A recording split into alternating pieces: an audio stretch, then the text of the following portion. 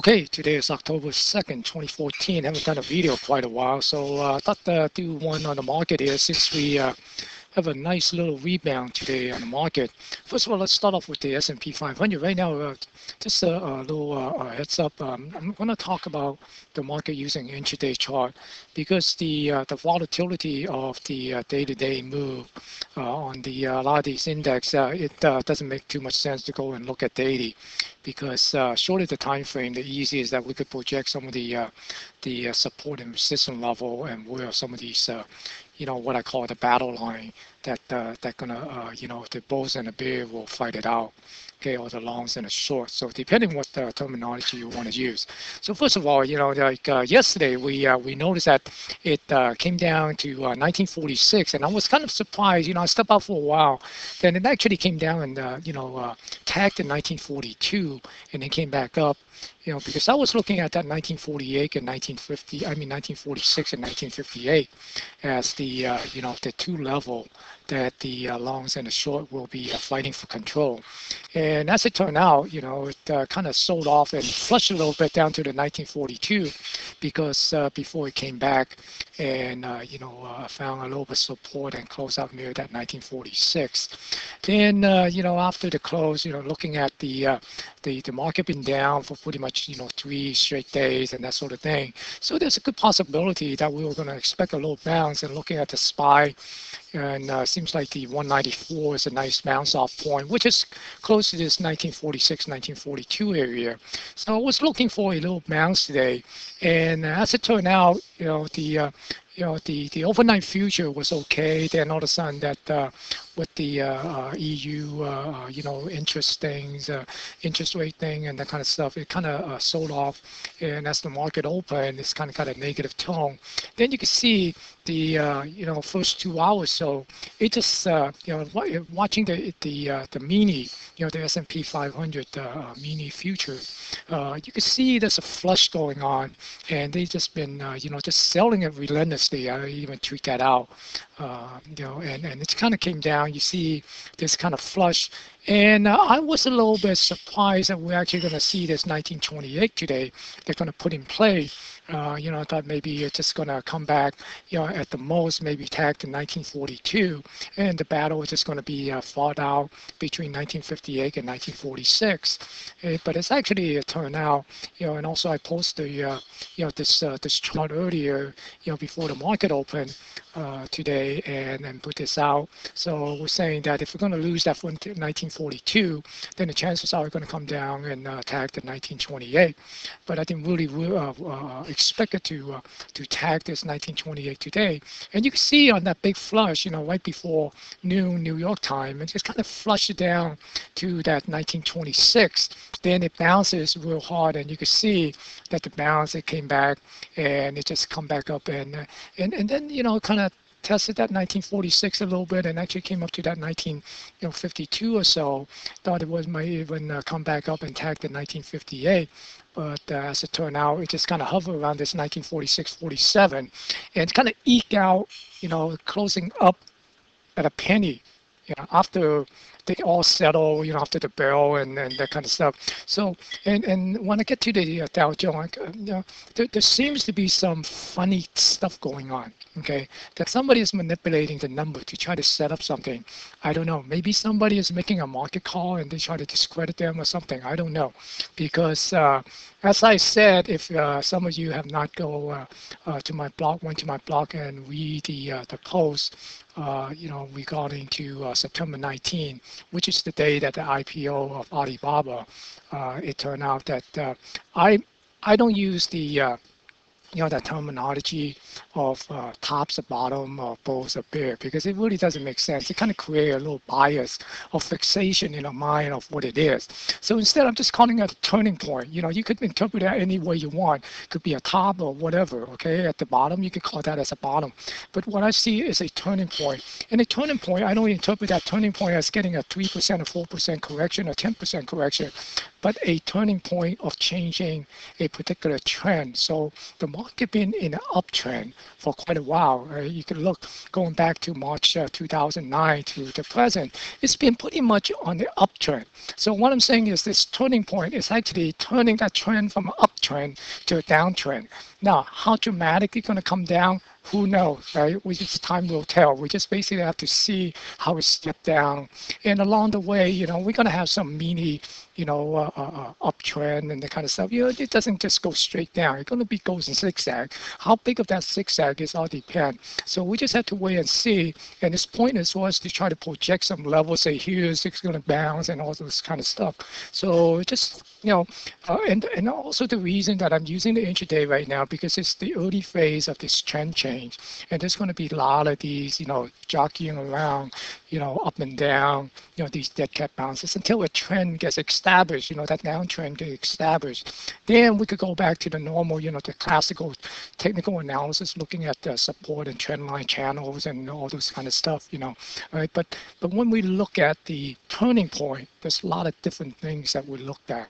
It's just like in the post that I stated, some of the example is we look at the market breadth and the market structure, because those are the stuff that drive the market. It's not the individual stock or looking at price structures, right? Okay, so that's why the textbook, support resistance or the trend line, that kind of stuff, to try to detect the turning point is frugal. It doesn't do anything, because by the time that you see those trend line broke, okay, a lot of the stock internally in the market is already talking about dive.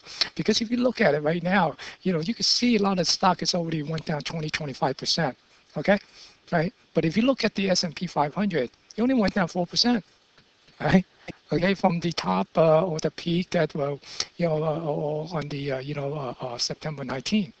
Okay, so those are the things that you have to understand when we look at market, to detect the turning point. It's a different set of parameters that we look at, because we are watching the market. We are not watching the price action, okay, of the index, because that will be too late, because we need to detect that turning point. Okay, so with that said, right now we're essentially looking at this. If we could hold this from 1946, we might get a bounce and probably retake this 1958 and possibly get back up here to somewhere around this, maybe get up initial point to somewhere around this 1966 and possibly get up to this 1980. Okay, and we'll see, how much of strength it actually have to reverse. Maybe, I'm not saying that, here's the correct call, whatever. I could totally be wrong, right? But until the market prove otherwise, tell me that, I'm full of it. Okay, that's what I'm gonna say, is that this is a turning point based on what I've been watching for years and years. Okay, now, hey, nothing is infallible. All right, there's always a possibility of being, completely, false, and that doesn't work anymore. Okay, but for now, until the markets say otherwise, I will keep that view and basically monitoring for any sort of a zigzag. That's why when this market's starting to bounce, I tell people to stay on the sideline. If you're a swing trader, because right now it's better to be wrong, okay, than to get trapped. Because if this bounce is setting up a bull trap, okay, then if you go in and try to set up this buy the dip swing and you get trapped, then there's going to be a lot more pain. Then if you just miss this opportunity, and let's say it indeed come up and bounce and prove that, I was wrong, about this is the turning point, and then make a new high, well, then we got at least another 30 point on the S&P that we could go after. Okay, but at least we know that by then we get this confirmation that, hey, it is not a turning point. Right, it's going to make new a high, right? But it's right now, if you try to chase this little move, then, if let's say it come up to a 1958 and then it's come back down again. And we have seen, right, it's very violent when it come down, and it's ferocious and it's vicious. Okay, it's like this morning, it scared the heck out of a lot of people, right? When it come down, it's just like, it just doesn't stop. When we see this coming down like this, from 1946 to 1926, that's a 20-point S&P point, right? Okay, within a couple hours, that, scared the heck out of a lot of people, right? Okay, so you got to be careful, and that's the reason why you do not want to just come jump in. Now, for day trader with this kind of volatile, it's an ideal condition for them to go and chase those momentum bounce. Okay, that's why I say it's a trader, day trader galore, because it is so many opportunity for them to just chase this momentum, in and out. But for swing trader, you just cannot get in and try to hold it for a couple of days. Let's say the next day and tomorrow we start to dive again, then all of a sudden you got trapped in it, or if you're not fast enough to get out, you could incur a big loss before you could even push the sell order, right? So that's the reason, that just be patient, let the market settle. If it's going to reverse, there's a lot more opportunity for you to go and get back on the long side. But if it's not, then you save yourself a lot of pain. Okay, so basically that's the S&P 500. We're looking for the possibility. Maybe you got to follow through tomorrow, get back up to the 1958, and see how it react on the 1958. See, could it punch through? If it's not, and come back down to 1946, then we know this thing, going to have a continuation, come down and then break that 1928, and then next level, maybe we'll be looking at 1900. But we'll talk about that when that comes. Okay, so and then the other thing is, let's take a look at the Dow Jones, the Dow 30 here. On the Dow 30, you can see again it's the same similar type of behavior as the S&P 500. It came in the morning and this kind of got a big flush. It flushed it down to about 16,670, and then because there's some support here at this 16,713 somewhere. You can see that, and also the battle line is between the 16,713 and 16,826 somewhere. You can see right now. So if we could get back about this 16,826 area, and maybe we could see if we could tag back up to this 16, 940, 941.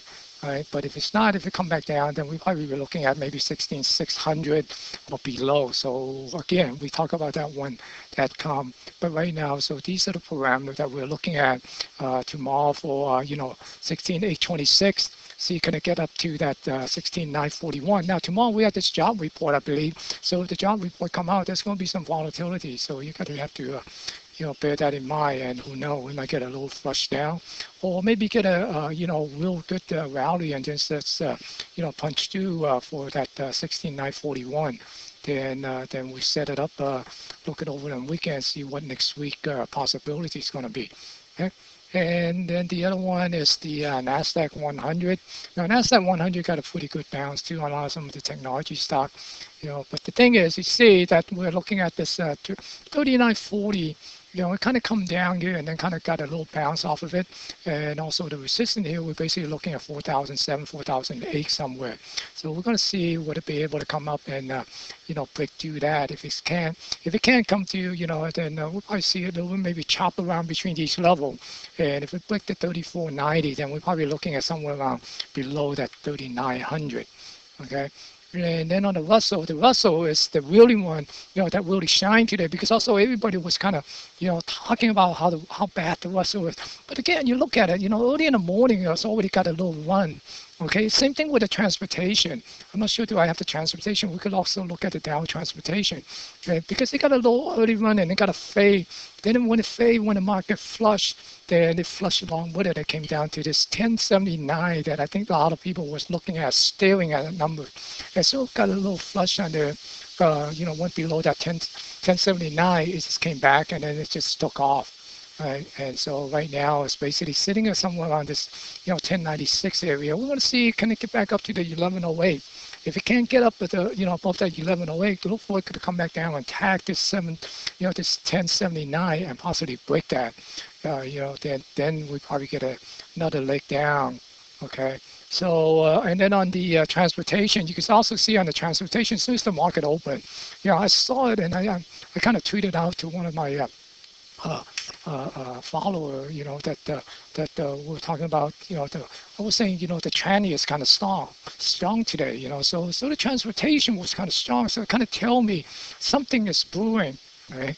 But again, it kind of faded, and then when the market flushed, everything flushed along with it, but the transportation actually closed up, so you could see that it's pretty strong here. I think the transportation closed up. Let me see how many points did it close up. It closed up over 66 points. So that's a pretty good, hefty percentage here. Okay, so again, you can see that there are a lot of mixed number here.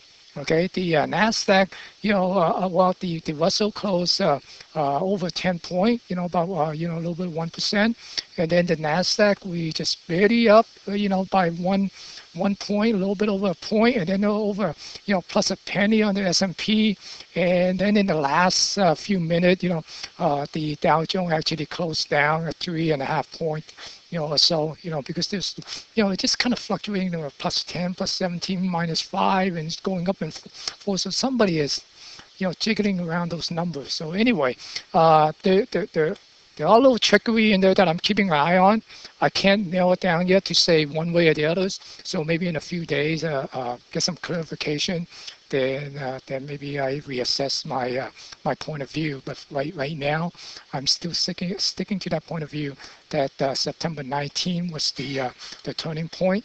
And right now, we're basically trying to, just kind of readjust and establish that downtrend. So I'm not trying to scare anybody, but the market go through this up and down trend, and it's very normal. It's just that a lot of people, of course, most of the people is biased on the long side. So when the market comes down, it's kind of scary. So right now, when you're in doubt, I think the best place is just kind of move to the sideline and hold on to your cash. You don't want to go and chase these things, and then and the last thing you want to do is lose money and then get your confidence kind of dampened. So good luck to you, and just keep an eye on the market. I think there's still going to be a lot more volatility, and this this chopping around is not going to end soon. I think it's just going to chop around for a little bit longer before it sort of establishes that trend. Then maybe we have a little bit of an orderly trading pattern. Okay, might not be in the direction that you want, but at least we have an orderly trading pattern. Okay, so good luck.